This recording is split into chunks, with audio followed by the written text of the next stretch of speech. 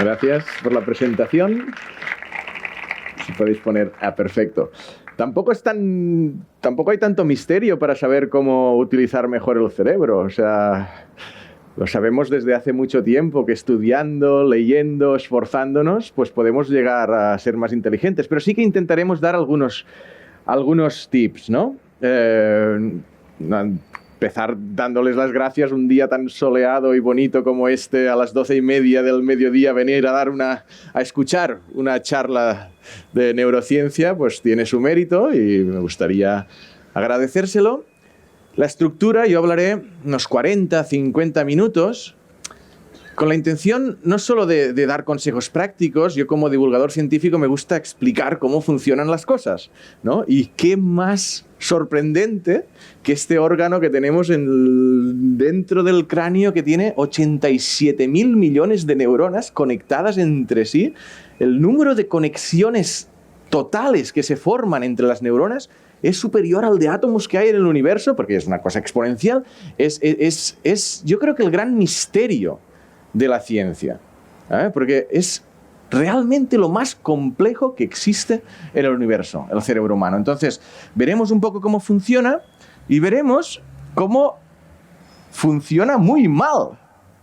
El cerebro no es un órgano perfecto y nos engaña muchas veces. Sabiendo cómo nos engaña, podemos aprender a evitar estos engaños. Empecemos con una imagen. Esto no lo he hecho nunca todavía. Espero que salga bien. Es la primera vez que lo hago.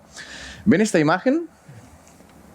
Ven que hay una parte superior gris y una parte superior blanca, ¿no? Alguien que levanten la mano los que ya conocen esta imagen. Hay bastantes. Bueno, vosotros ya sabéis el truco. Pero los que no... A ver si sale bien esto, ¿eh? Cerrad un ojo y poned un dedo de manera que el dedo tape esta parte. ¿Vale? Haced así, a la altura que necesitéis. Plano, perdón. Señor embajador, así. el dedo plano, de manera que estéis tapando eso. ¿Lo conseguís? ¿Y qué pasa? Alguien que lo diga en voz alta, ¿qué pasa? Tapen todo eso. ¿Se ve el mismo color? Se ve el mismo color. Es que realmente, aunque cuando quitan el dedo...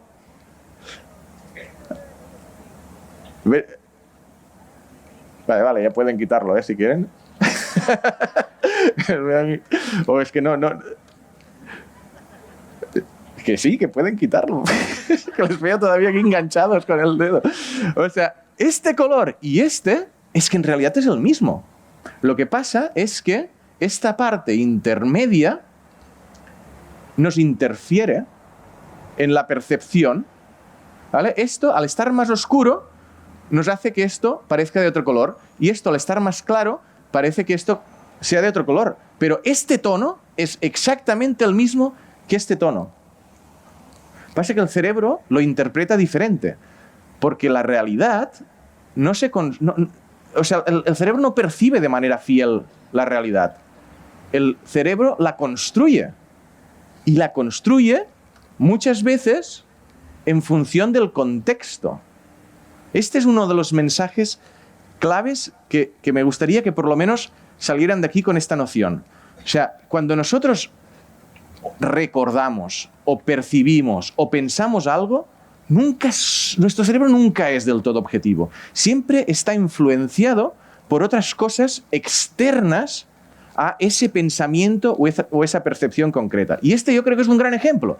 Es decir, esta parte, si la quitamos, vemos lo otro de manera diferente. Les voy a poner otro ejemplo. Esto, la ilusión de antes, algunos ya la conocían, esta seguro que no la conocen porque esta sale de un artículo científico publicado en la revista Science y forma parte de 20 imágenes de este tipo y 20 imágenes de este tipo, que casi desvelo el secreto, que los investigadores pasaron a varias personas. ¿Quiénes, que levanten la mano, ven una imagen en esta...? Vale, la mayoría ven una silla, ¿no? Vale. ¿Quiénes que levanten la mano ven una imagen aquí? Algunos, menos, pero algunos. ¿Vale? Vale. El truco es el siguiente. Aquí no hay ninguna imagen. ¿Vale? Lo que hicieron los investigadores era justo esto, coger un grupo de personas y decirles, a ver quiénes ven una imagen aquí. Pero les hicieron unos test de personalidad y les iban preguntando si estaban estresados, si tenían preocupaciones, porque la hipótesis que estaban planteando es que cuando alguien está intranquilo, preocupado, con miedos, ve más cosas de las que existen. Aunque no estén relacionadas directamente con ese tema. O sea, si tú estás preocupado en el trabajo, puede ser que veas que tu pareja, allí hay algo raro. ¿Vale? Entonces, de hecho, las supersticiones suelen salir de ese estado de intranquilidad, que nos hace ver patrones donde no existen, nos hace, de alguna forma, restaurar el control. Nosotros, si estamos estresados, si estamos preocupados, podemos tener cierta sensación de falta de control. Entonces buscamos patrones, buscamos orden. Y esto se llama pareidolia, de hecho, es un efecto donde pasa con las nubes, a veces ves formas de caras con las nubes y tal, y es un efecto de protección, de alguna manera, de búsqueda de ese control que no tenemos. ¿Vale? Entonces, este es un mensaje complementario al otro. El otro era percepción. Lo que les estoy diciendo ahora es que nuestro estado interno, el cómo nos sentimos, también influye en lo que vemos. Y este es otro mensaje importante. Hay un tema también muy gracioso. Yo escribí un libro sobre la ciencia del comportamiento sexual humano, ¿vale? Y había muchos estudios analizando tanto la sexualidad como por qué nos gustan unas cosas o nos gustan otras. Y se hizo otro experimento muy gracioso, que tampoco creo que habrán visto esta imagen. Se cogió dos clases de estudiantes, chicos, y se les dijo, venid a hacer un experimento mañana, pero la mitad de vosotros venid habiendo comido mucho. O sea, comed mucho, o sea, hartos, ¿vale? Llenos. Y la otra mitad no comáis en 12 horas o 15, no me acuerdo, ¿vale? Pero, o sea, venid con hambre, con muchísima hambre. Y se les pasó estas imágenes a todos los chicos y se les preguntó, del 1 al 9, ¿qué chica os gusta más? Adivinad el resultado. Los que tenían hambre les gustaban chicas un poquito más rellenitas. El estado fisiológico totalmente, no, o sea, algo hay de relación, pero es una cosa, no te la vas a comer, es obvio, ¿vale? Pero cómo te sientes por dentro condiciona qué quieres, qué te gusta en ese momento en cosas que parecen que no estén relacionadas. Entonces, el mensaje que yo extraigo de esta, es que están un poco abajo, por eso lo repito, porque yo no sé si los ven desde el fondo, es que sabiendo estas cosas, debemos ser conscientes de ellas para saber cuándo tenemos que tomar la decisión o no. Es decir, a veces tenemos que tomar una decisión y quizás nos deberíamos plantear, ¿es el mejor momento ahora para tomar esta decisión? ¿Me está influyendo algo porque estoy nerviosa o porque estoy hambriento? Es muy obvio, se han hecho muchos estudios, posiblemente lo conocen ya, lo de ir a comprar estando hambriento, que compras mucho más si vas a las 12 de la mañana que si vas a las 4 de la tarde, ¿vale? Compras más cosas en el supermercado, ¿no? Y otra cosa que yo extraigo como conclusión de esto, que me gusta transmitir, es cuidado con el instinto. Siempre decimos, en realidad debemos fiarnos del instinto, y es parte de verdad, ¿vale? De este inconsciente que nos da una información que él va acumulando, este inconsciente, información que después va a sacar. Es verdad, pero el instinto también nos puede traicionar, porque el instinto lo que le preocupa es el momento, no le preocupa el futuro. Nuestro cerebro ha evolucionado, es diferente de los animales en el sentido que nosotros podemos plantear qué consecuencias futuras tendrán nuestras acciones. Y esto es muy bueno para nosotros porque nos permite actuar pensando no solo en el momento inmediato, sino en el futuro. Pero no dejamos de tener esta parte de cerebro primate allí dentro, de cerebro primitivo, que va dándonos unas órdenes instintivas que en este caso, por ejemplo, nos condiciona algo como el hambre, una percepción, ¿no? Entonces, cuidado con el instinto. Seamos un poco racionales, no está mal ser un poco racionales. Entonces, por seguir el hilo, ¿cómo nos engaña el cerebro? ¿Vale? Porque ese es uno de los mensajes también que me gustaría que se salieran de aquí. El cerebro es un órgano maravilloso, podemos entrenarlo, podemos ser más inteligentes, pero nos engaña. Nos engaña por lo que he dicho antes, porque la verdad no le interesa, ¿eh?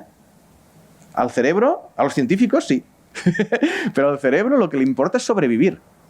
Él tiene que sobrevivir y tiene que dejar descendencia. Y tiene que pasar sus genes a la siguiente generación. Pero la verdad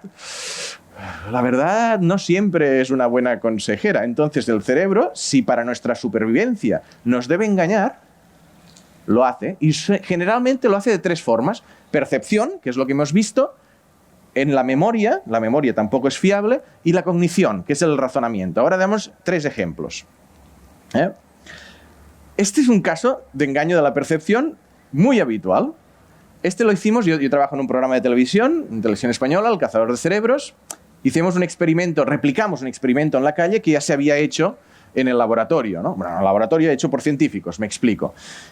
Si vas a alguna persona y le dices, mire, esto está en euros, lo diré en pesos, igual me equivoco, pero dice, mira, usted quiere comprarse unas zapatillas de 15.000 pesos, ¿vale?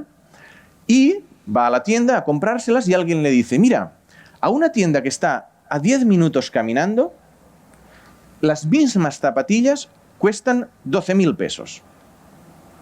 ¿Iría? O sea, ¿invertiría 10 minutos en ahorrarse 3.000 pesos o no? ¿Vale? Pues al final hay un tanto por ciento de personas que dicen que sí. Pero si preguntamos, es que no se ve bien, pero aquí preguntábamos, las zapatillas que usted quiere comprar valen 120.000 pesos. No 15.000, 120.000. Y a 10 minutos están por 117.000. ¿Iría o sea, invertiría 10 minutos en ir a comprar estas zapatillas o no? Claro, continúan siendo 3.000 pesos 10 minutos. Pero el 69% de personas aquí van a comprarla, o sea, caminan 10 minutos para ahorrarse 3.000 pesos y el 29%, cuando es una diferencia, es la misma diferencia pero la cifra es mayor, solo van a comprar. Solo el 29% caminan estos 10 minutos. Entonces, en realidad, la percepción nos está engañando. Si yo digo a ustedes, por ejemplo, piensen a qué edad murió Gandhi. Quizás alguno lo sabe, pero muchos dirán, ostras, pues tengo una idea de a qué edad murió Gandhi, más o menos, aproximada. Pero les digo, a esta parte, pues sin escucharse mutuamente, les digo a usted, ¿pero fue antes o después de los 90 años? Ya no, será antes de los 90 años. Vale, ahora piensen en qué edad murió. Y esta mitad les digo, ¿pero fue antes o después de los 40 años? Dice, no, fue después. Vale, ahora piensen a qué edad murió. Ustedes me dirán una cifra más alta que ustedes. Esto se llama efecto ancla. Es decir, el tener una referencia anterior te condiciona el pensamiento. Y eso, los que hacen publicidad lo saben muy bien. ¿Vale? Es decir, quienes más estudian esta disciplina que se llama economía conductual o behavioral economics son publicistas, empresarios que quieren condicionar la mente de cada uno para que quizás no le parezca tan caro un vino simplemente porque tiene otro todavía más caro al otro lado. Es lo que llama el efecto ancla. Entonces, pensemos en esto porque algunos somos víctimas de alguna manera de que haya gente que está intentando condicionar nuestro pensamiento y nosotros también, si sabemos todas estas cosas, podemos intentar condicionar el de otros, siempre en buena voluntad. Pero podemos condicionar las decisiones de las personas. Este es un ejemplo también muy gracioso. ¿Ven bien las imágenes? Esto se preguntó, esto es un chico, Tom, otro, Jerry, y el mismo Tom, y el mismo Jerry, y en medio aquí hay una imagen distorsionada de Jerry y aquí hay una imagen distorsionada de Tom. Cuando a dos grupos de estudiantes, en este caso chicas, se les preguntó ¿quién os gusta más, Tom o Jerry? Cuando había una imagen fea de Jerry, en medio, el Jerry actual parecía más guapo. Y la gente prefería este. Cuando había una imagen distorsionada, más afeada de Tom, las chicas preferían al Tom real. Y a mí cuando me explicaron este estudio dije, oye, pues ya sé con quién tengo que salir de noche. Tengo que salir de noche con un chico que sea más o menos parecido a mí, pero un poquito más feo. ¿Vale? O un poquito más bajito o algo así, porque entonces... Pero tiene que ser parecido a mí. Tiene que ser pues como moreno, así delgaducho, yo qué sé, pero un poquito más feo, entonces yo me veré mejor. Mi compañero ideal para ligar es esto. Pero esto lo utilizan también, esto ya no se ve, pero esto es una suscripción a The Economist, que te dan 3 opciones de suscribirte solo online o print y online. Si ponen una tercera opción, que es parecida a la print online, pero mala, es decir, como te ofrecen un poquito menos por más precio o lo que sea, muchísima más gente comprará aquella. O sea, añadiendo una tercera opción que sabes que nadie va a utilizar, estás condicionando a que utilicen más la otra. Entonces, somos víctimas de este engaño. Estos eran de la percepción. Estos son trampas de la memoria. La memoria no es una cámara fotográfica. ¿Vale? O sea, ustedes, si ahora están recordando algún evento de su pasado, eso se está creando en ese momento en el cerebro. Y aunque no se lo crean, porque dicen, no, que yo lo estoy recordando, es que eso no es lo que pasó. Es que no pasó así. O sea, se está constantemente distorsionando. Les pregunto, ¿se acuerdan hoy mientras estaban duchándose? ¿Se acuerdan hoy mientras estaban duchándose o desayunándose? Y les pregunto, ¿qué están viendo? ¿Se están recordando? Muchos de ustedes se les habrá creado una imagen de ustedes mismos duchándose que no han visto. Es imposible que se hayan visto ustedes mismos duchándose. Lo que tendrían que recordar serían las manos, el jabón, pero no esa imagen que han creado como si hubiera una cámara externa. Esa memoria se la acaban de inventar. Daniel Kahneman es un economista que le dieron el premio Nobel, creo que en 2002, por su trabajo pionero en Behavioral Economics y en cómo, entre muchas otras cosas, los estados emocionales condicionan todos nuestros recuerdos. O sea, ¿no se han fijado veces que hay recuerdos que parecen muy cercanos y otros recuerdos que parecen muy lejanos? Cuando dices, uy, ya ha pasado tanto tiempo y parece que fue ayer, y al revés. Bueno, pues que es que se lo está creando en ese momento, y si lo están viviendo de una manera más intensa, pues parece más cercano. El tiempo en el cerebro no existe. O sea, algo que pasó hace 20 años, cuando lo recuerdas, está pasando en ese momento. No pasó 20 años. El cerebro, es que no funciona así el cerebro. Es la intensidad emocional con que lo recuerdas te hará hacerlo más cercano o más lejano, no el tiempo que haya pasado, ¿no? Y otros condicionantes. Hay un caso muy gracioso, hay muchos ejemplos, Daniel Kahneman, pero hizo un estudio muy gracioso con colonoscopias. Las colonoscopias son algo doloroso que a veces, bueno, toca hacer a algunos hombres, mujeres, bueno, tal.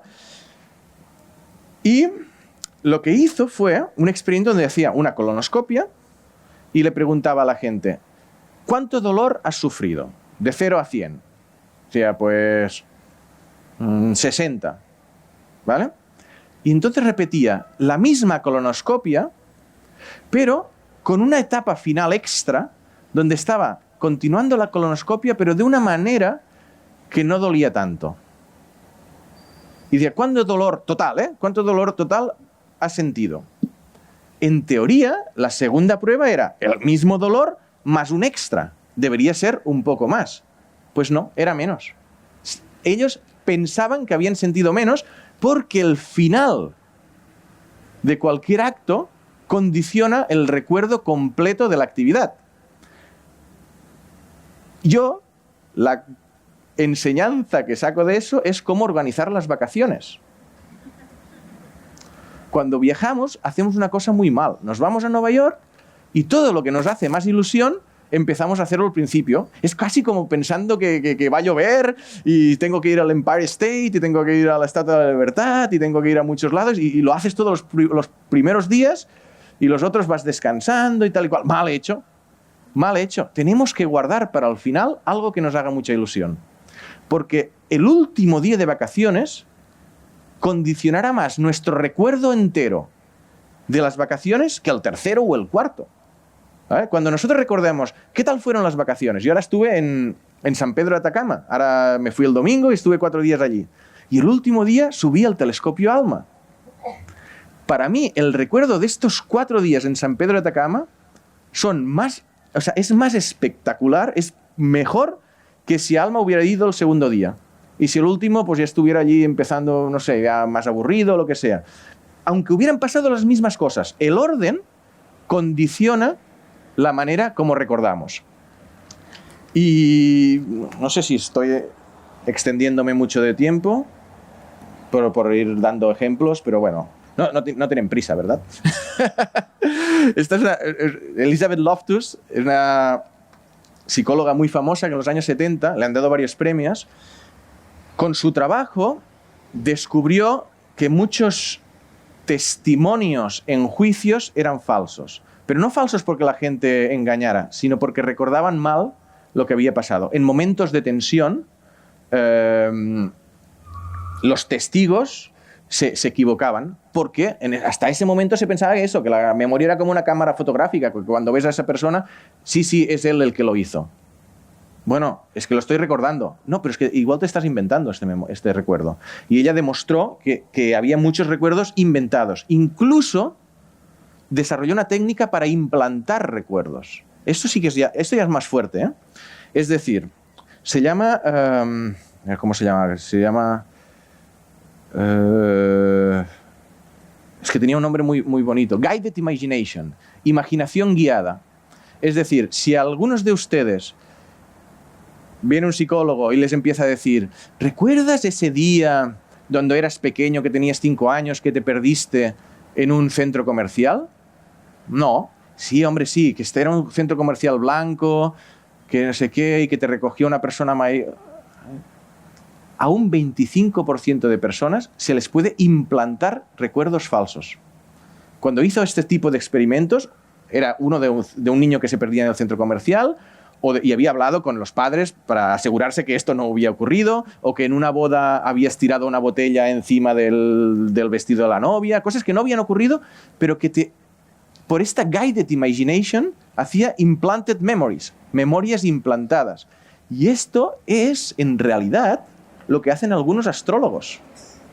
Los astrólogos, que son unos tramposos todos, cuando van interpretando las cartas o las constelaciones y te van creando recuerdos, y hay esa sensación de ese momento donde dices, oh, ¿cómo podía haberme imaginado? ¿Cómo ha podido descubrir esto que no se lo he explicado a nadie y que ni yo mismo recordaba? Porque no existía.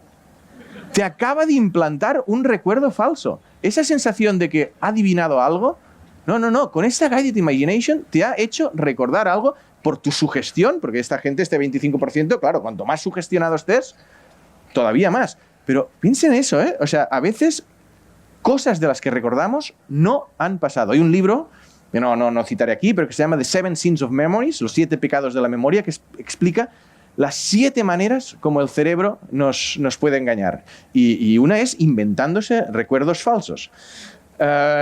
Estábamos hablando de la cognición. Hemos dicho percepción, memoria y razonamiento. Este es un ejemplo también muy gracioso que me pasó a mí cuando estaba escribiendo el libro de ciencia y sexualidad, que estaba en el Kinsey Institute, que el Kinsey Institute es un instituto hecho solo para estudiar el comportamiento sexual humano. Y la prueba que tenía que hacer era, te vamos a pasar diferentes fotografías de chicas, tú tienes que imaginarte que es un viernes por la noche y tienes ganas de de ligar y de llevarte a alguien a casa, ¿no? Pues tú imagínate, te vamos a enseñar fotografías de mujeres, imagínate que ellas te encuentran en el bar y te dicen, oye, me gustas, ¿quieres venirte a casa conmigo? Dale. Tú tendrás que decirnos de 0 a 5 si sí o si no. Es decir, 4 sería sí, 5 sí seguro, 0 de ninguna manera. Pero te vamos a dar otra información. Aparte de la cara, del atractivo físico, te vamos a decir con cuántos hombres diferentes ha estado en los últimos 2 meses y si utilizaba preservativo o no. ¿Vale? Este experimento lo estaban haciendo para testar campañas de preservativos. ¿Vale? Campañas para fomentar el uso del preservativo, lo estaban intentando, ¿no? Y claro, tú piensas racionalmente, dices, por muy guapa que sea una chica, si me dice que ha estado con 10 en los últimos 2 meses y no ha utilizado preservativo, pues no voy. O sea, lo piensas racionalmente, ¿no? Bueno, y empieza el experimento y van pasando caras y tú vas diciendo un 3, un 2, un 5... 0, y de repente aparece una que te mira con esos ojitos, te quedas bloqueado porque ves un 11 y un rarely, o sea, casi nunca. Y claro, el cerebro te dice, o sea, la parte racional te dice no, pero hay una parte emocional, instintiva, que dice sí, y entonces tú mismo empiezas a decir, no, pero seguro que siendo tan guapa elige bien. O seguro que, mira, si me pongo 2 preservativos yo no pasará nada. O sea, la razón empieza a engañarte, a hacerte trampas para tomar la decisión emocional que quieres tomar. Porque las decisiones que tomamos... bueno, sí, me estaba saltando. Es eso, o sea, el estado emocional condiciona totalmente el cómo pensamos. ¿Vale? Este es el mensaje clave. O sea, yo estaba atraído por esta chica, entonces esto estaba condicionando todo mi razonamiento supuestamente racional. ¿Vale? Capacidad cognitiva, toda mi inteligencia al carajo por el atractivo de esto, ¿no? Entonces, la lección a extraer es eso. O sea,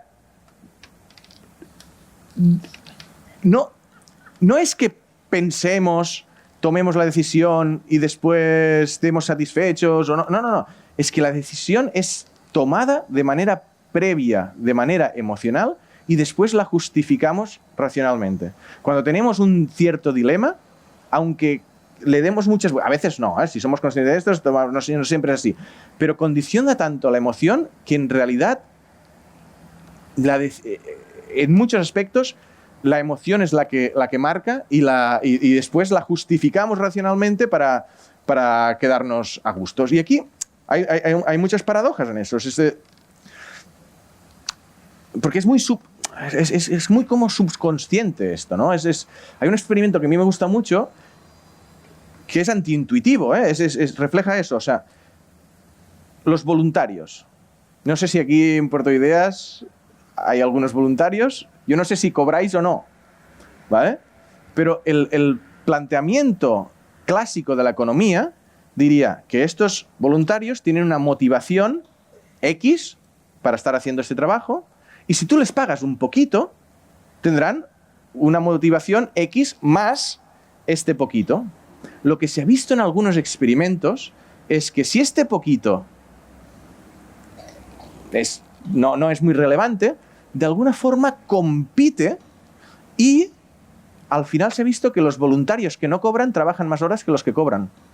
Cuando esto es algo que, según la teoría clásica, no debería ser así.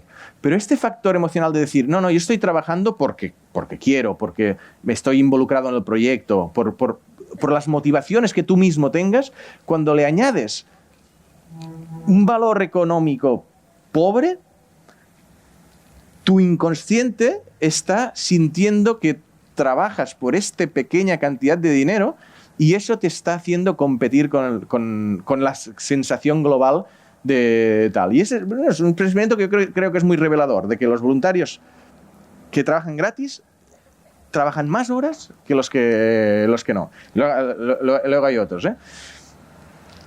Toma de decisiones. Voy a ir avanzando un poco porque si no me extiendo y quiero que haya un poco de diálogo después. Al final, cuando decimos que tomamos decisiones emocionales, hay muchos factores, pero hay dos grandes factores. Es la ilusión y el miedo. ¿No? Y esto lo habrán oído más veces, pero es que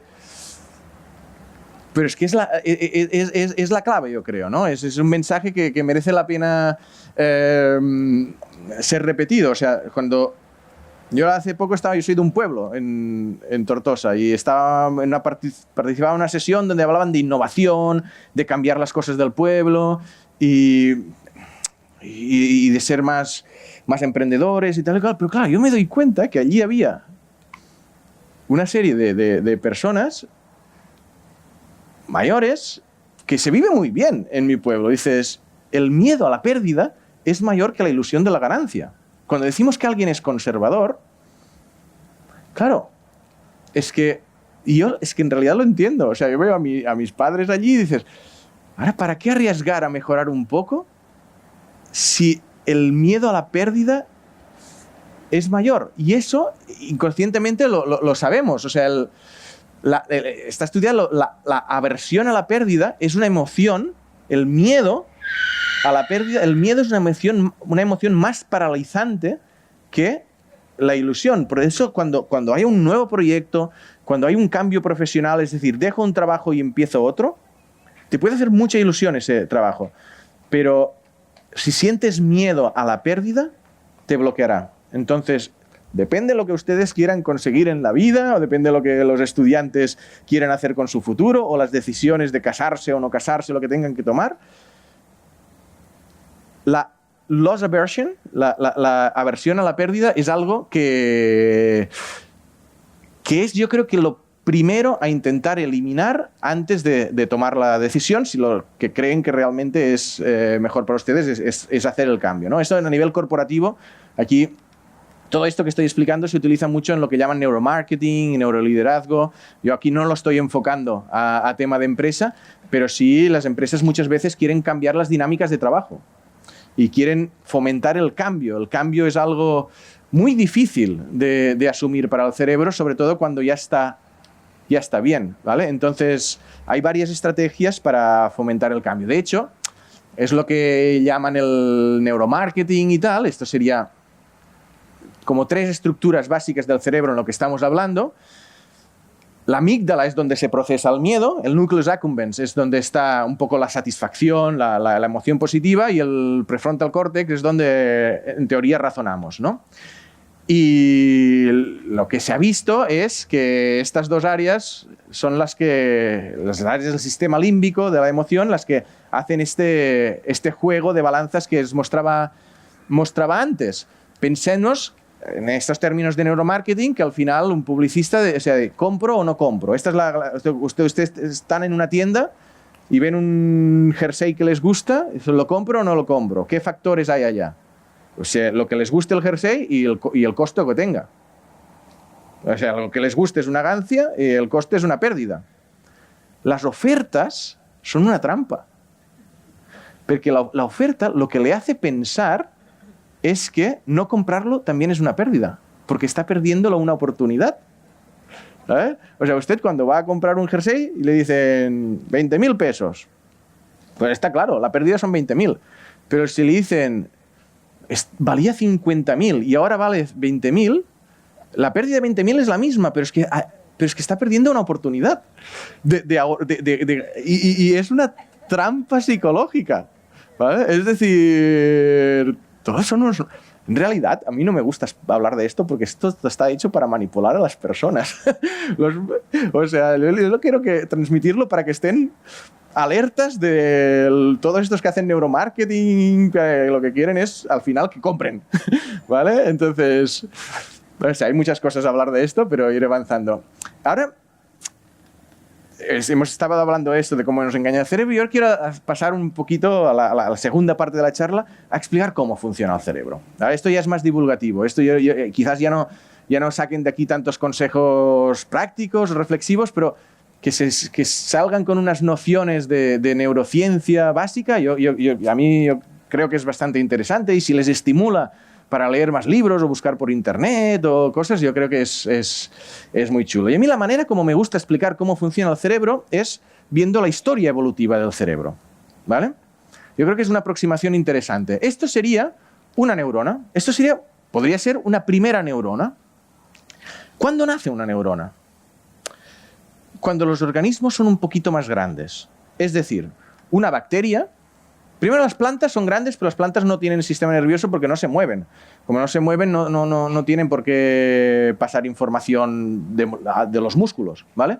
Pero a las bacterias tampoco les hace falta sistema nervioso, porque es que llega una molécula de aquí y hay una reacción química interna y ocurre.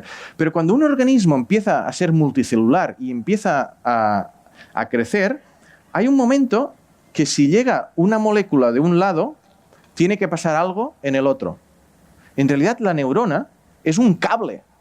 Es un cable para pasar información de un punto a otro. Y ya está. ¿Vale? Me pica aquí, tengo que mover este. ¿Cómo pasas? A nivel químico, tú no puedes pasar de manera eficiente con moléculas químicas, lo que sería endocrinología, una información de un punto a algo, si eres grande. Entonces, la evolución, hay un momento que diseña un cable por el que pasa electricidad para conectar un punto de un organismo un poquito más grande con otro. ¿Vale? Y este es uno de los puntos claves. ¿Cómo se comunican esas neuronas? Son lo que llaman sinapsis. ¿Vale? Sinapsis sería como el extremo de una neurona, cuando se comunica por una neurona, lo hace con señales químicas. Pensemos, por ejemplo, el caso de la adicción.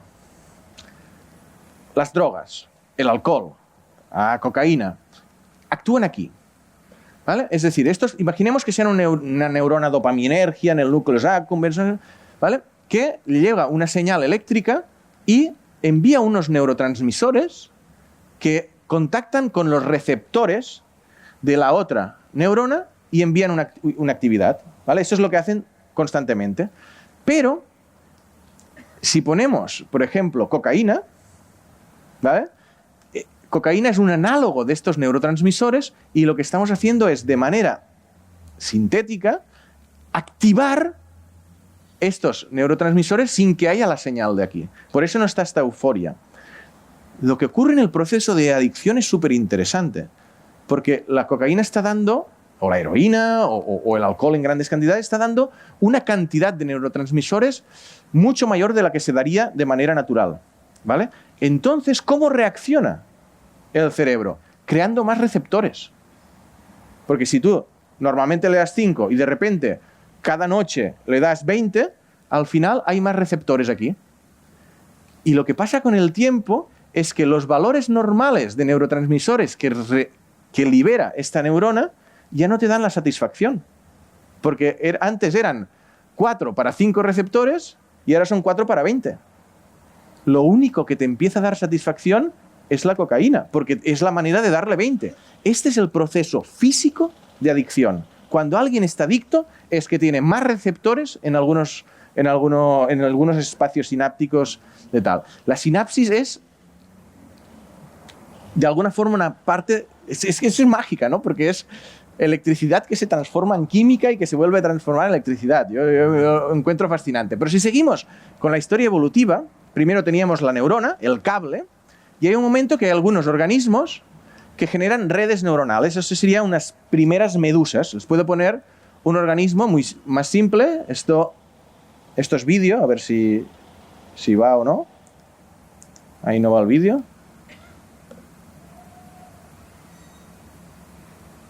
Creo que sí, está tardando un poco. Pero este sería una hidra, es un organismo muy pequeñito.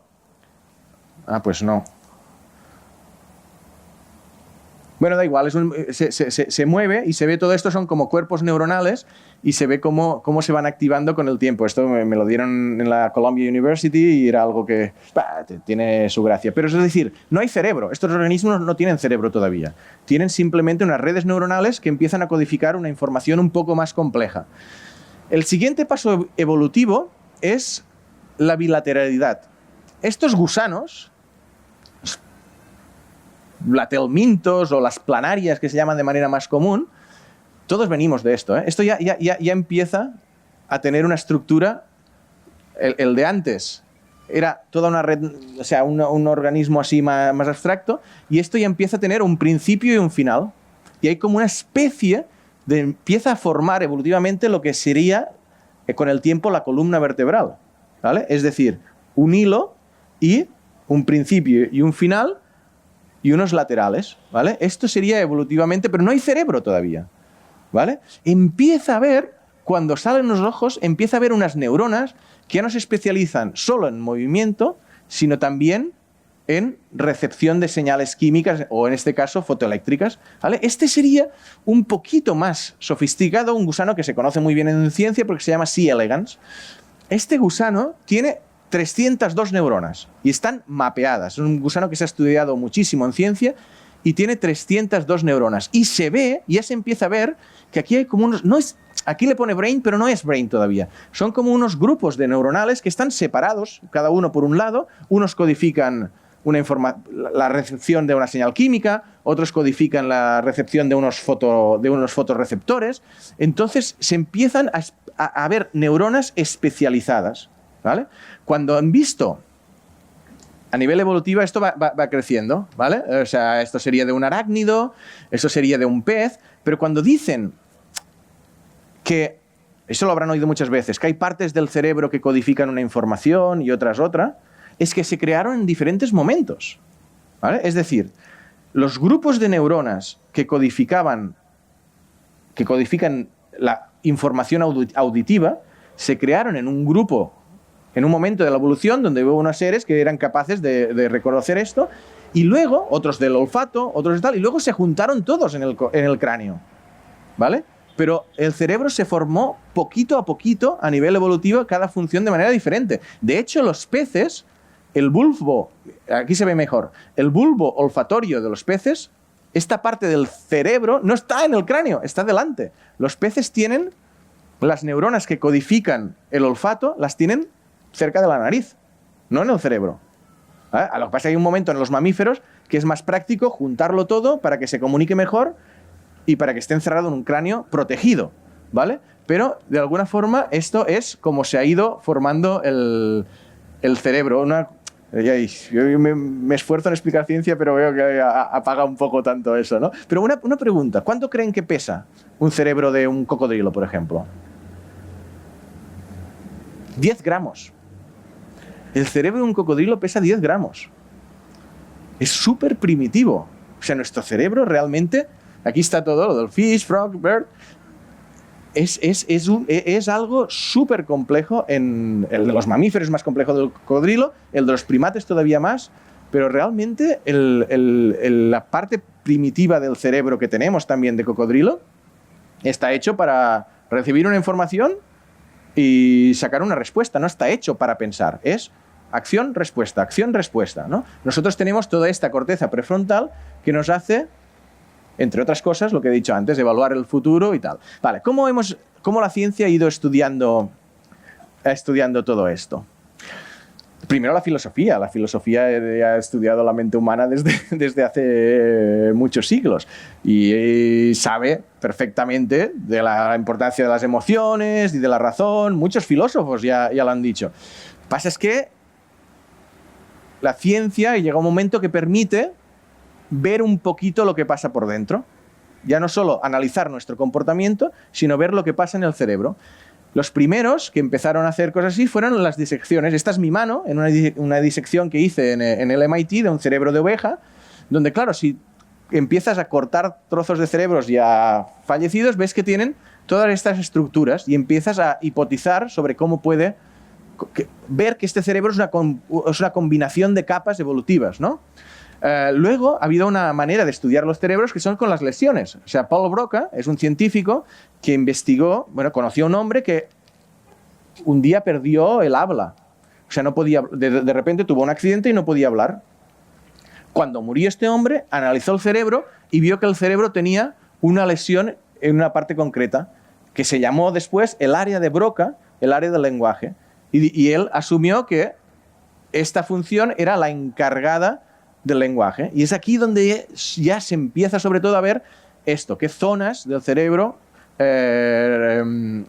interfieren en alguna, o sea, son responsables de alguna actividad. El Phineas Gage es un caso muy típico también de alguien que le atravesó una barra y perdió cualquier control. Pasó de ser una persona normal a una persona instintiva que no podía controlar sus impulsos, o sea, hacía lo que le venía en gana. Y es cuando se vio que la parte de la corteza estaba relacionada con el freno, ¿vale? O sea, no somos, por suerte, tenemos esta parte que nos bloquea. O sea, si yo estoy saliendo ayer de noche y veo a una chica que me gusta, hay una parte que me dice, ves para allá, y otra que dice, no, mejor no, ¿vale? Es esa parte que está activa. Por eso, si vas bebido, esto se bloquea un poco y vas... ¿vale? O sea, el alcohol es un desinhibidor de este tal, ¿no? Y Damasio es el grande de los últimos tiempos, hablando del rol de las emociones, también a partir de un paciente que tuvo una lesión en la zona de las emociones y no podía decidir, ¿no? Luego, avanzando en el siglo, Damasio es más moderno, pero avanzando en el siglo XX, este es Ramón y Cajal, el premio Nobel español, que no es solo un premio Nobel cualquiera, es el padre de la neurociencia, es el que vio que las neuronas se comunicaban por esos espacios sinápticos, ¿no? Y lo cito por el tema de la microscopía y la neurociencia moderna, que es la capacidad de ver el interior del cerebro, ¿no? Voy a ir avanzando un poco rápido porque creo que me he extendido mucho en la primera parte, pero bueno, ¿no? Estábamos en eso, maneras de conocer el cerebro. Y hemos dicho la microscopía, la neurociencia moderna de ver estas redes neuronales, la electrofisiología. Esta es una investigadora amiga mía que estaba en el MIT también y me dijo, ay, te voy a enseñar la foto de mi hija. Claro, como neurocientífica, va y me enseña una foto donde está su hija con receptores. Digo, ostras, Vicky, o sea, ¿qué le haces a tu hija? No, porque estoy investigando, no sé qué, que no le hace daño de nada. Bueno, vale, ya me imagino, pero bueno, la electrofisiología es medir la actividad eléctrica del cerebro cuando está haciendo algunas acciones. Es una manera también de ver, si a alguien le dices, mueve el brazo derecho, y ves que hay una señal eléctrica en una zona. Con todo esto es lo que se está haciendo ahora en la neurorobótica. Si están viendo a veces que hay brazos que se mueven con el pensamiento y todo eso, primero tienes que saber qué áreas del cerebro son las encargadas, qué actividad eléctrica tiene cuando alguien está pensando en mover el brazo, después lo recodificas al revés para mover el brazo con el pensamiento.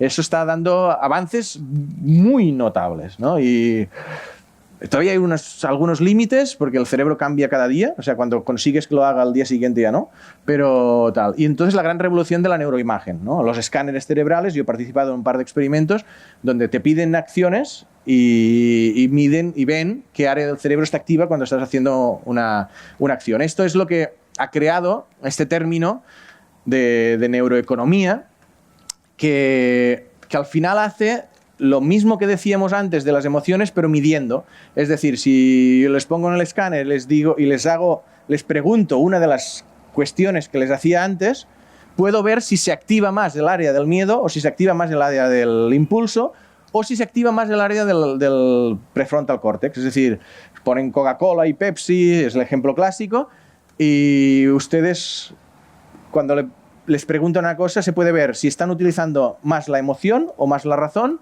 y si están utilizando más la emoción, si pesa más la negativa o la positiva. Esto es lo que se llama neuroeconomía, que yo creo que hay un poco de exageración en eso, pero después podemos conversarlo si quieren, ¿no?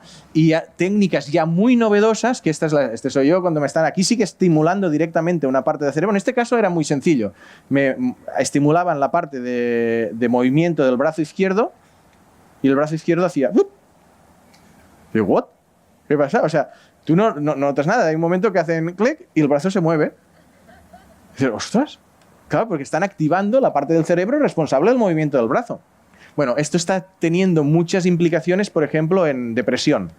Se ha visto que cuando alguien está deprimido, hay una zona del cerebro que tiene menos actividad. Entonces, estimulándola, mejora, ¿no? Y bueno, y en otras cosas, en temas militares incluso, de entrenamiento de capacidad visual.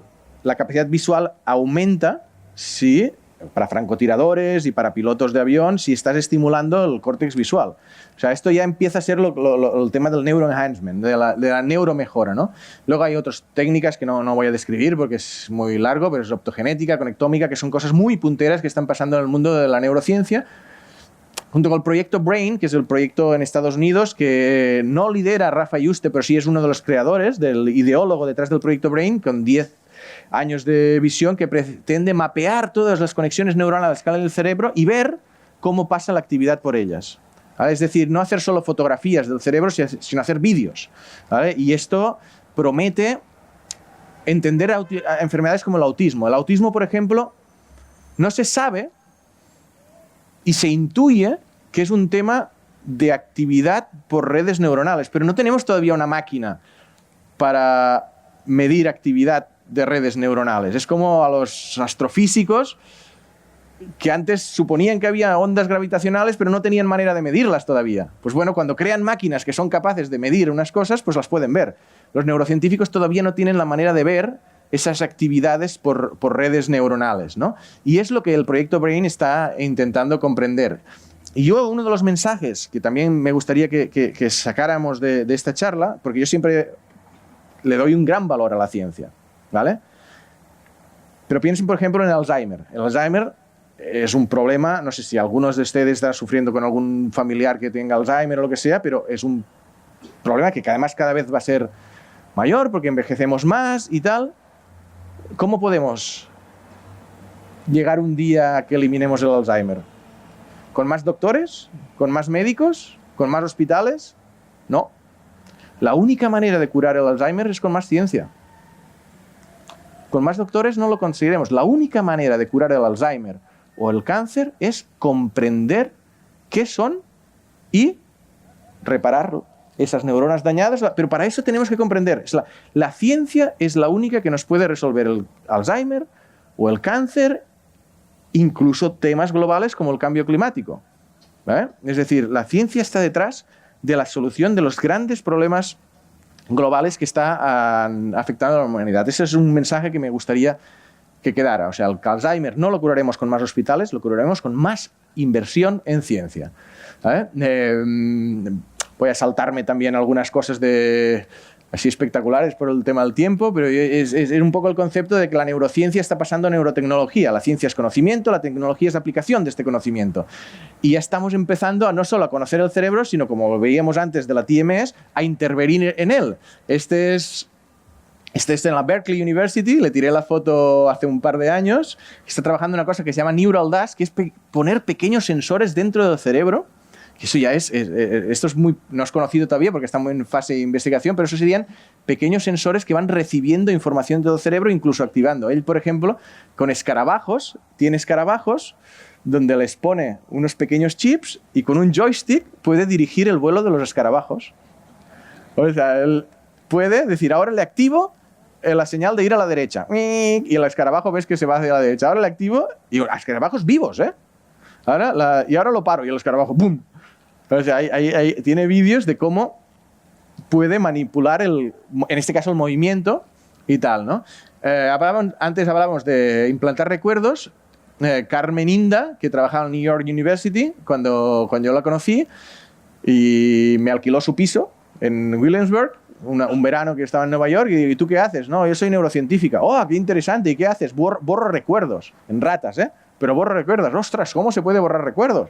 Bueno, pues con unas cosas químicas que ahora no describiré, pero lo que decíamos antes de que el recuerdo se forma, hay una cosa que se llama reconsolidation, que si tú interfieres en ese momento puedes llegar a borrar un recuerdo. Y esto en casos de estrés postraumático es donde lo están intentando aplicar, ¿no? Pero borrar recuerdos, es decir, tiene una rata que la rata sabe de sobras porque le has enseñado que cuando va aquí tiene una descarga eléctrica. Entonces la rata no va nunca. Hacen una serie de pruebas y borran ese recuerdo y ves que la rata va allí y le da el electroshock. Es decir, es espectacular las cosas que se pueden estar empezando a hacer con el cerebro. Esta es muy potente. Este chico, un chico de origen italiano, en el Burke Institute, también en Nueva York, que esta es su lesión cerebral. Él se dio un golpe en la piscina y a la altura de la nuca, en el cervix, o sea, se ve bien, hay como interrumpida la señal. O sea, lo que sale de su cerebro no llega a las extremidades porque está interrumpido aquí. Pero cuando hay una lesión medular, a veces quedan fibras intactas por dentro. Lo que pasa es que estas fibras no llevan información, pero están allí. Lo que Marc Cortrés y su grupo hizo es estimular al mismo tiempo algunas partes del cerebro y partes de los brazos, de los músculos de los brazos, para intentar reconfigurar la información que pasa por algunas fibras intactas, y este chico ahora es capaz de mover los brazos. O sea, un tipo que estaba de cuello para abajo, incapacitado, después de algunos meses de neuroestimulación de esta que es capaz de mover los brazos, y moviendo los brazos pues ya puede mover un cursor en la pantalla, le cambia la vida. O sea, es decir, antes me hacían una entrevista y me preguntaban ¿cuándo llegará la medicina personalizada? ¿Cuándo llega? No, es que ya está llegando. Lo que pasa en la ciencia, en astronomía sí, que hay un momento que descubren el Higgs o descubren un nuevo agujero negro. En biomedicina todo va muy lento, pero ya está empezando. Esta revolución de la biomedicina ya ha empezado. Ya se cura mucho más el cáncer ahora de lo que se curaba hace 60 años, y hay medicamentos de medicina personalizada para unos tipos de cánceres en función del perfil genético. Es que me extendería mucho, pero Anna-Lisa, por ejemplo, este es un caso. Anna-Lisa, esto es la Columbia University, me la presentaron. Anna-Lisa, hay un momento en que no podía decir lo que pensaba. Y llama a su madre en plan, no sé qué me pasa, no puedo decir lo que...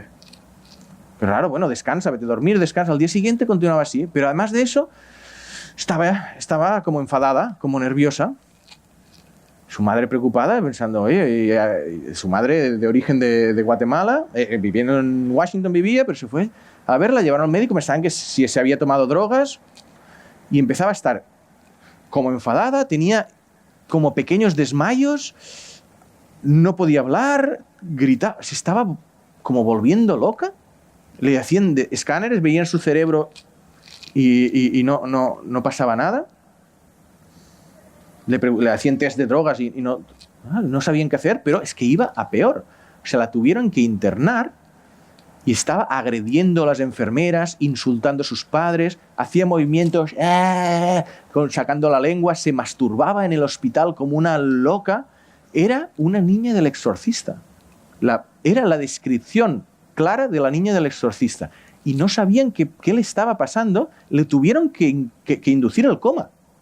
Le tendrían que inducir el coma porque pensaban que algo estaba... La tenían que sedar. Hasta que un científico, uno de los médicos, porque pasaron varios, yo he oído un artículo científico de una cosa que se llama encefalitis autoinmune.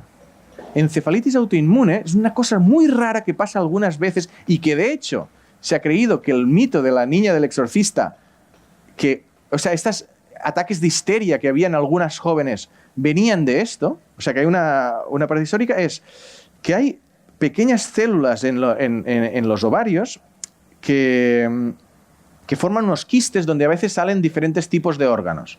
Hay órganos o tejidos, ¿vale? Pueden salir incluso pelo, puede salir uñas, puede salir neuronas. Se ha visto que a veces salen células neuronales y el sistema inmune genera anticuerpos contra estas nuevas células.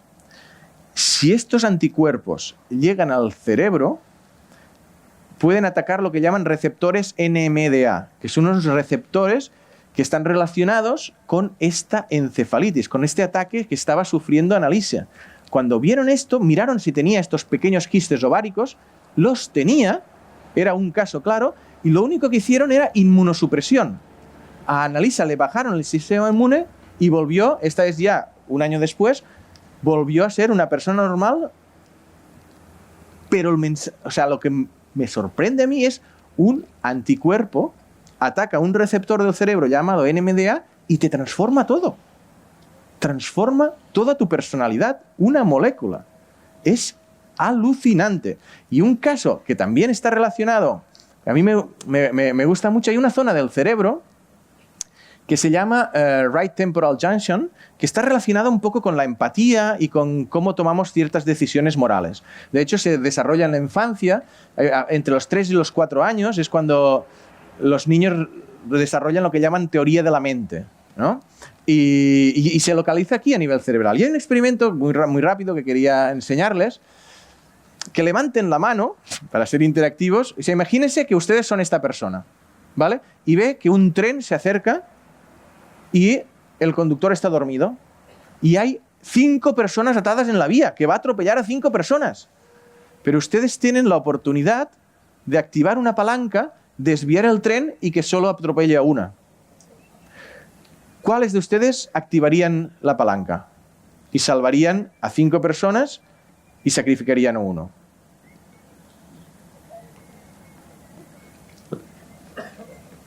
Normalmente, la mayoría, normalmente está entre un 80 y un 90% de personas que, bueno, sí, sacrifico uno, pero salvo a 5.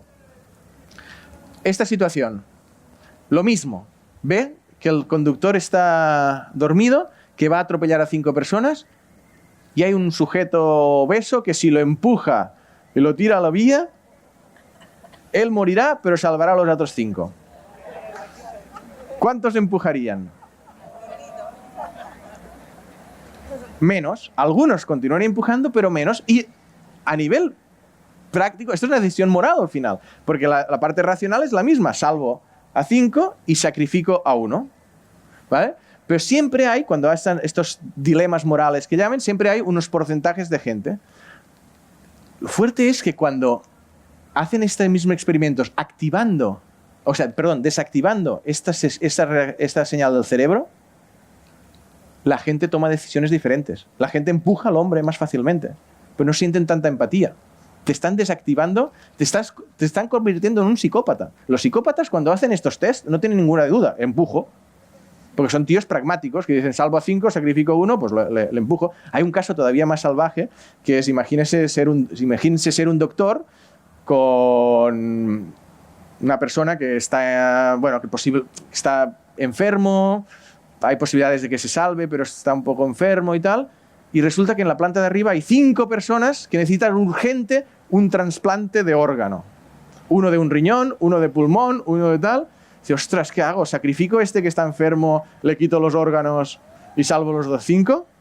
Claro, eso casi nadie diría que sí. Los psicópatas sí. Y si les activan esta parte, cambian las decisiones morales que toman. Esto es algo muy, muy, muy potente.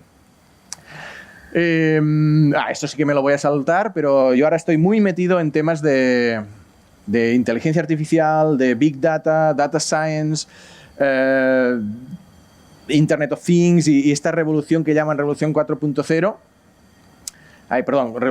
Cuarta revolución industrial, donde ya empezará a ver todo lo que estamos hablando de inteligencia y tal, y emociones.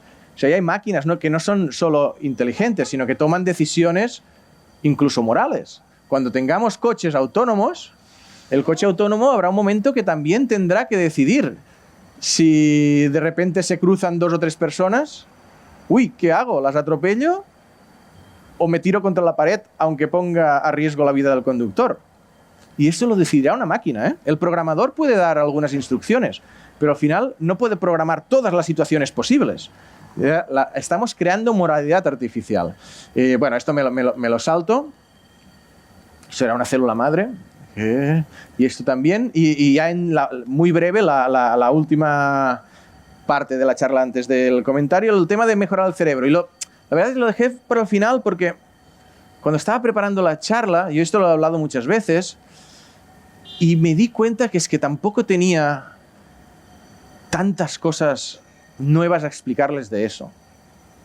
Es decir, es como cuando si tengo que dar una charla sobre cuál es la mejor dieta, la dieta más sana, pues ya lo saben, comer verdura, comer poca carne, se lo han dicho 1000 veces. Ahora yo podría repetirlo, pero es un poco... me gusta más explicar cosas más novedosas, ¿no?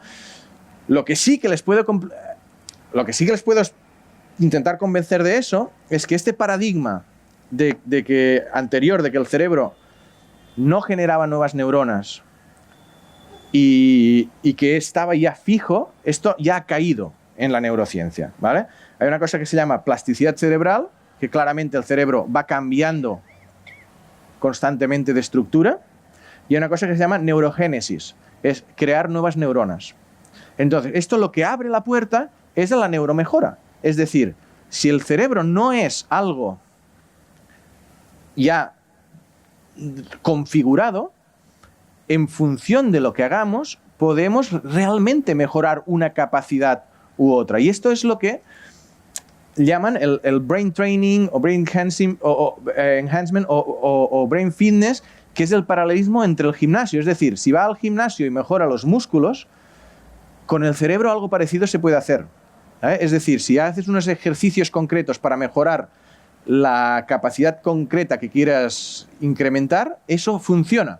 Yo siempre digo que la inteligencia no es solo una capacidad, es una actitud también. O sea, con el mismo cerebro podemos ser más o menos inteligentes. O sea, el cerebro la inteligencia no es algo de cociente intelectual, 98. No. O sea, si tú eres, por ejemplo, abierto de mente, puedes ser más inteligente que si eres dogmático. ¿Vale? Si tienes una mente crítica, serás más inteligente que si no la tienes. Es decir, la manera de pensar puede hacernos más inteligentes.